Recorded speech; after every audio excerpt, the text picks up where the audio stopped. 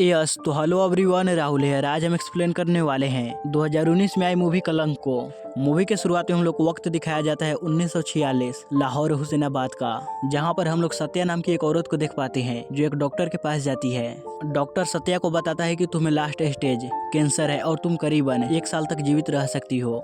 अब सत्या को फिक्र थी कि मेरे जाने के बाद मेरा पति का ध्यान कौन रखेगा, इसलिए वो डिसीजन लेती है कि मैं अपने पति के लिए एक पार्टनर ढूंढूंगी। सत्या अपने मायके जाती है और धर्मपाल अंकल से मिलती है। दरअसल सत्या की फैमिली का धर्मपाल पे काफी ज्यादा एहसान है, इसलिए सत्या उन्हें कहती है कि आप अपनी पहली बेटी को मेरे साथ भेजिए, लेकिन रूप जाने से मना कर देती है। तो सत्या इसे समझाती है कि तुम हम लोगों के साथ 1 साल तक रहना, इस दौरान मेरे पति और तुम्हारे बीच दोस्ती हो जाएगी और मेरे मौत के बाद तुम दोनों शादी कर लेना। लेकिन रूप इसके लिए मना कर देती है। तब धर्मपाल वहाँ पे आते हैं और उसे समझाते हैं, अगर तुम शादी के लिए हाँ करोगी तो सत्या तुम्हारी दोनों बहनों का ध्यान रखने के लिए तैयार है। इसलिए वो रूप से रिक्वेस्ट करते हैं, मगर रूप की एक कंडीशन थी कि अगर मैं सत्या के साथ जाऊंगी तो सबसे पहले मैं उसके पति के साथ शादी करूंगी, क्योंकि अगर सत्या के मौत के बाद उसका पति मुझसे शादी नहीं किया तो मेरा क्या होगा। अब सत्या भी रूप की कंडीशन मान लेती है। सत्या घर पे आकर देव को समझाती है। अब सत्या की जिद की वजह से देव भी शादी करने के लिए तैयार हो जाता है, जिसके बाद रूप और देव की शादी हो जाती है। वहीं हम लोग जफर नाम के शख्स को देख पाते हैं जो हीरा मंडी में रहता है। जफर लोहार का काम करता है और उसका बेस्ट फ्रेंड होता है अब्दुल। जफर अब्दुल को भटका रहा होता है कि वो देव की कंपनी के खिलाफ आंदोलन करे। दरअसल देव का अखबार है डेली टाइम्स, जिसमें वो पार्टीशन के खिलाफ बातें करता है। देव का मानना था कि पार्टीशन किसी के लिए भी अच्छी नहीं है, मगर अब्दुल ये बात मानने के लिए तैयार नहीं था। वो अपना एक अलग देश चाहता था। देव वहाँ पे एक स्टील की फैक्ट्री खोलने की बात करता है, मगर वहाँ के लोग इसके खिलाफ होते हैं कि अगर फैक्ट्री खुली तो हम लोग को वहाँ पे जाकर काम करना पड़ेगा, और वो लोग किसी की गुलामी नहीं करना चाहते थे। इसी वजह से अब्दुल के पार्टी के लोग देव के खिलाफ होते हैं। आज देव और रूप की सुहागरात थी। देव रूप के पास आता है और उसे कहता है कि मैं अपनी पत्नी से काफी ज्यादा प्यार करता हूँ। इस घर में तुम्हें इज्जत तो मिलेगी, मगर तुम मुझसे प्यार मोहब्बत उम्मीद मत रखना। अब ये बातें सुनने के बाद रूप को ऐसा लगने लगता है कि शायद अब मेरी जिंदगी खत्म हो गई, इसलिए वो अपने रूम में ही बैठी रहती है। वो अपने कमरे से बाहर भी नहीं आती। वहीं देव के पापा बलराज ये चाहते हैं कि देव अब्दुल की पार्टी की भी बात सुने, लेकिन देव उनके साथ बात तक नहीं करता। यहाँ पर हम लोग को मालूम पड़ता है कि बलराज ने पास्ट में कुछ ऐसी गलतियाँ की थी जिसे देव माफ नहीं कर पा रहा था। इधर हम लोग रूप को देख पाते हैं जो खिड़की के पास बैठी थी। तभी उसे एक गाने की आवाज सुनाई पड़ती है। ये गाना उसे काफी ज्यादा पसंद आता है। पूछने पे उसे मालूम पड़ता है कि ये आवाज बहारा बेगम की है। पहले वो कोठा चलाती थी, मगर वो इस समय गाने सिखाने की काम करती है। अब रूप सत्या से कहती है कि मैं गाना सीखना चाहती हूँ, तो सत्या भी कहती है ठीक है तुम गाना सीख लो। तो रूप कहती है कि मैं बहारा बेगम से गाना सीखना चाहती हूँ। अब सत्या इसके लिए मना करती है, क्योंकि बहारा बेगम रहती है हीरा मंडी में और बलराज ने मना किया था हीरा मंडी जाने से, इसलिए उस एरिया में वहाँ कोई नहीं जाता। मगर रूप की जिद थी कि मुझे वहाँ जाना है। वहीं सत्या चाहती थी कि रूप देव का न्यूज़पेपर ऑफिस ज्वाइन करे, ताकि इन दोनों के बीच कुछ बातें हो सके। शादी के इतने दिन होने के बाद भी ये दोनों एक दूसरे को ठीक ढंग से देखे तक नहीं थे। यहाँ पे रूप कहती है कि मैं न्यूज़पेपर तभी ज्वाइन करूंगी जब मुझे बहारा बेगम के पास जाने का परमिशन मिल जाएगा। बलराज तो इसके लिए नहीं मान रहा था, मगर सत्या कैसे तैसे कर बलराज को मना लेती है, जिसके बाद रूप को परमिशन मिल जाती है और वो न्यूज़पेपर ज्वाइन कर लेती है। जब वो पहले दिन ऑफिस जाती है तो वो वहाँ पे देव को अच्छे से देखती है और देव भी रूप को अच्छे से देखता है। ऑफिस से काम खत्म करने के बाद रूप शाम के वक्त बहारा बेगम के पास जाती है संगीत सीखने के लिए। वहाँ पे बहारा बेगम गाना गा रही थी और रूप ज्वाइन करती है। रूप का गाना बहारा बेगम को बहुत अच्छी लगती है। तभी बहारा बेगम को मालूम पड़ती है कि ये बलराज की बहू है। ये सुनकर बहारा बेगम पूरी तरह शॉक्ड थी कि आखिर रूप को यहाँ पर आने की परमिशन कैसे मिल गई। और रूप को कहती है कि कल भी तुम यहाँ पे आना, अगर तुम्हारे गाना कल भी मुझे पसंद आई तो मैं तुम्हें गाना सिखाऊंगी। जब रूप यहाँ से जा रही होती है तभी उसकी मुलाकात जफर से होती है। जफर ने भी रूप की गाना सुनी थी और उसे काफी अच्छा लगा था। जफर जैसे बाकी लड़कियों के साथ फ्लर्ट करता था, वह वैसा ही रूप के साथ फ्लर्ट करने लगता है। यहाँ पे रूप उसे कुछ नहीं कहती, वो सीधा अपने घर चली जाती है और अगले दिन फिर से बहारा बेगम के पास आती है। बहारा बेगम को रूप की गाना पसंद आती है और वो रूप को संगीत सिखाने के लिए तैयार हो जाती है, जिससे रूप काफी ज्यादा खुश होती है। अब ऐसे ही कुछ दिन निकल जाते हैं। एक दिन रूप देव से कहती है कि मैं बस अखबार में कहने के लिए काम नहीं करना चाहती, मैं कुछ कहानियां लिखना चाहती हूँ, जिसके लिए देव उसे परमिशन दे देता है। और रूप कहती है कि हीरा मंडी में काफी सारी कहानियां हैं, इसलिए मैं वहाँ की कहानियों को छापना चाहती हूँ। देव कहता है कि तुम अपनी स्टोरी लिखो, अगर वो छापने लायक होगा तो मैं उसे छाप दूंगा। ये सुनकर रूप काफी ज्यादा खुश होती है और वो देव को बताती है कि मैं ये शादी अपने बहनों की खुशियों के लिए की थी, इसलिए मैंने आपसे प्यार या मोहब्बत की उम्मीद नहीं रखी। इतना कहकर रूप यहाँ से चली जाती है। अगले दिन रूप हीरा मंडी जाती है। वहाँ पे वो अब्दुल को ढूंढ रही होती है क्योंकि उसे मालूम पड़ा था कि इस इलाके को अब्दुल बहुत ही बढ़िया से जानता है। रूप जब अब्दुल के पास जाती है तो अब्दुल कहता है कि आप लोगों की अखबार हमारी प्रॉब्लम के बारे में नहीं छापती, जैसे कि हम लोग चाहते हैं कि पार्टीशन हो जाए मगर यहाँ पे स्टील फैक्ट्री शुरू न हो।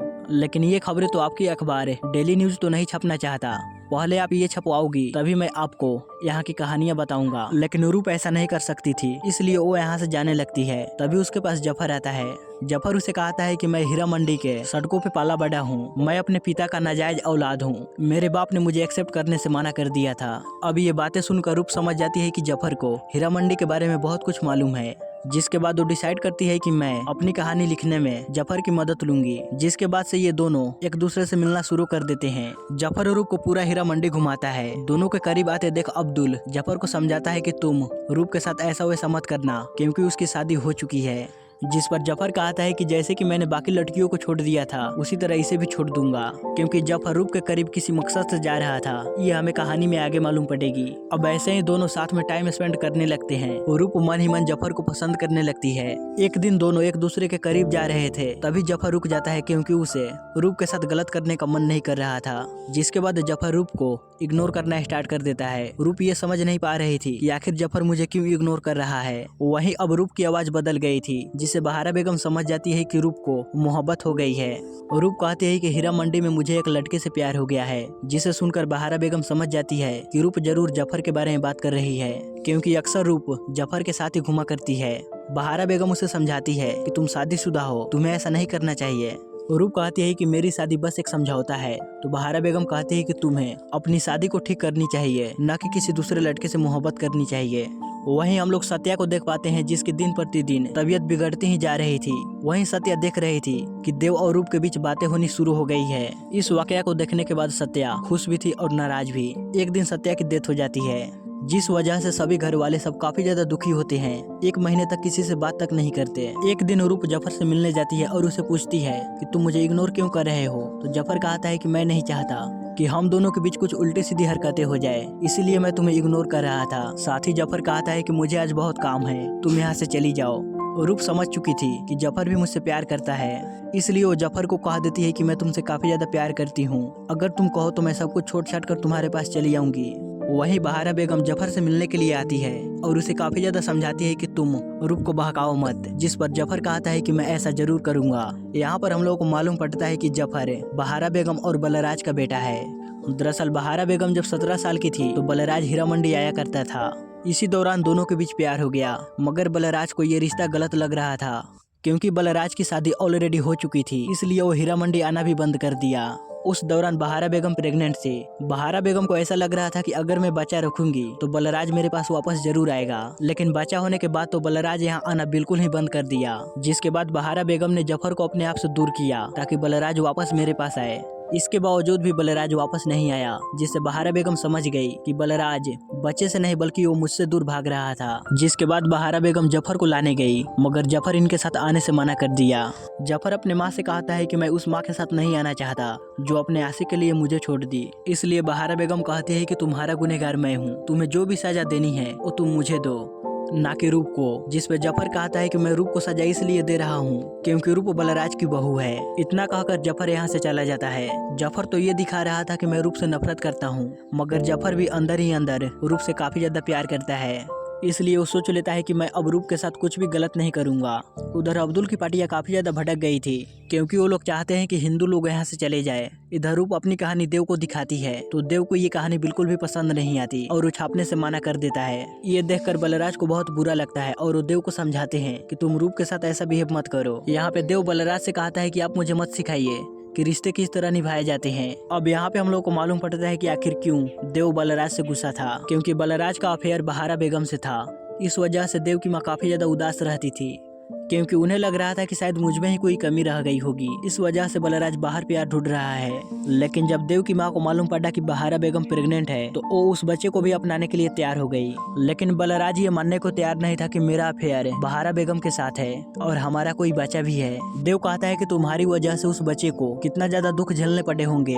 अब ये सारी बातें सुनने के बाद बलराज देव से माफी मांगता है। वो कहता है कि मेरे अंदर उस समय इतनी ज्यादा हिम्मत नहीं थी कि मैं इन सब वाकया को झेल पाऊं, इसलिए तुम मुझे माफ कर दो। इसके बाद बलराज बहारा बेगम के पास आता है और उसे कहता है कि तुम जफर को कहो कि वो रूप से दूर रहे। बहारा बेगम कहती है कि मैंने पहले ही जफर को ये सारी वाकया बता दी हूँ, मगर बलराज उसकी बातों पर विश्वास नहीं करता।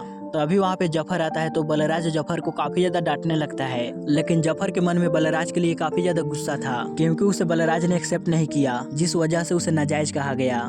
बचपन से लेकर आज तक वो सिर्फ लोगों की ताने सुना था, इसलिए वो बलराज की एक बात नहीं मानता और उसे कह देता है कि मैं रूप से काफी ज्यादा प्यार करता हूँ और उसके बगैर मैं नहीं रह सकता।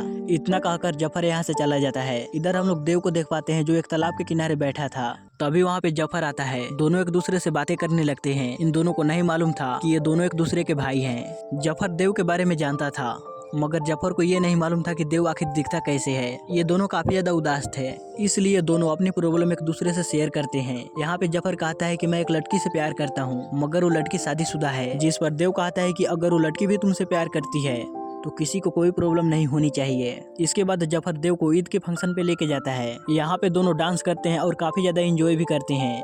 वहीं बलराज रूप को बताता है कि अभी तक तुम्हारा पति घर नहीं आया, इसलिए रूप को जिम्मेदार बनना चाहिए और अपने पति का ध्यान रखना चाहिए।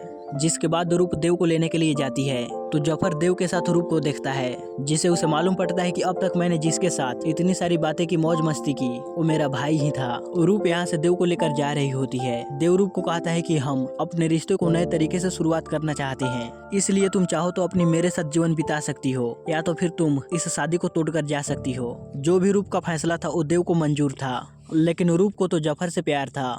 रात के वक्त बलराज देव को बताता है कि अब्दुल की पार्टी काफी ज्यादा ताकतवर हो चुकी है, इसलिए हमें अमृतसर शिफ्ट हो जाना चाहिए, क्योंकि यहाँ के हालात कभी भी बिगड़ सकते हैं। देव कहता है कि मैं यहाँ से नहीं जाऊँगा। रूप का भी यही कहना था। रात के वक्त बहारा बेगम रूप से मिलने के लिए आती है। उसे बताती है कि जफर जानबूझकर तुम्हारे साथ था। जफर अपने पापा का बदला तुमसे लेना चाहता है। यहाँ पे बहारा बेगम बताती है कि जफर बलराज और मेरा बेटा है, यानी कि जफर देव का भाई है। ये सुनने के बाद रूप काफी ज्यादा शॉक्ड हो जाती है।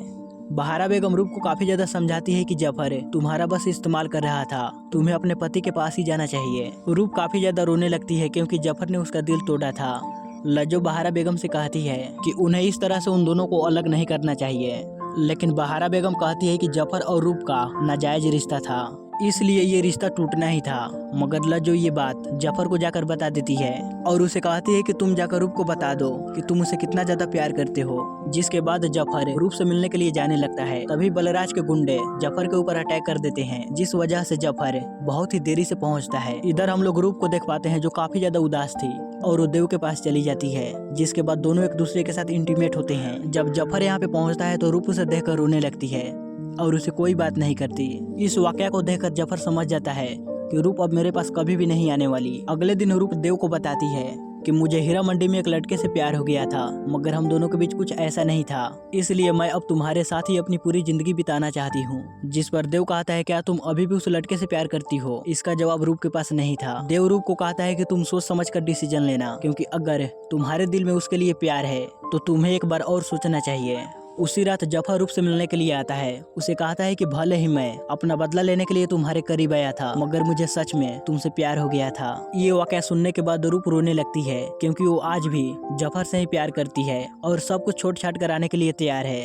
ये दोनों यहाँ पे रोने लगते हैं। तभी इनके घर पे कोई हमला कर देता है तो जफर रूप को लेकर यहाँ से भागने लगता है और हम लोगों को मालूम पड़ता है कि पूरे शहर में दंगे चल रहे हैं। यहाँ से हिंदू लोगों को भगाया जा रहा है।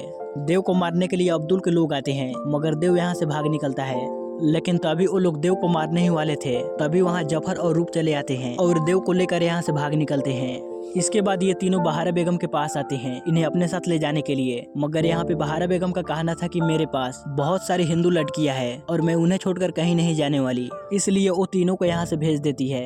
जब ये लोग ट्रेन में चढ़ रहे होते हैं तभी वहाँ पे अब्दुल के लोग चले आते हैं तो जफर इन्हें कुटाई धुलाई करने लगता है। इतने में ट्रेन शुरू हो जाती है और रूप जफर को आवाज लगा रही थी। जफर रूप के पास आ ही रहा था तभी अब्दुल उसे मार डालता है, क्योंकि अब्दुल का कहना था कि मुझे आजाद देश चाहिए, उसके बीच जो भी आएगा वो मारा जाएगा, इसलिए उसने जफर को मार डाला। इधर रूप और देव दोनों अमृतसर चले आते हैं, जहाँ पे बलराज उनका इंतजार कर रहा था, क्योंकि वो पहले ही अमृतसर पहुँच गया था। कुछ साल बीत जाते हैं और उनके पास एक न्यूज रिपोर्टर आता है जो इनके ऊपर कहानी लिख रहा था। देव और रूप दोनों बताते हैं कि भले ही हम अपने लाइफ में मूव ऑन कर चुके हैं, मगर हमारा प्यार आज भी अपने पार्टनर के लिए सच्चा था। और इसी के साथ ये मूवी यहीं पे खत्म होती है। सो गाइस, आपको ये वीडियो कैसा लगा प्लीज हमें लाइक और कमेंट कर जरूर बताइएगा।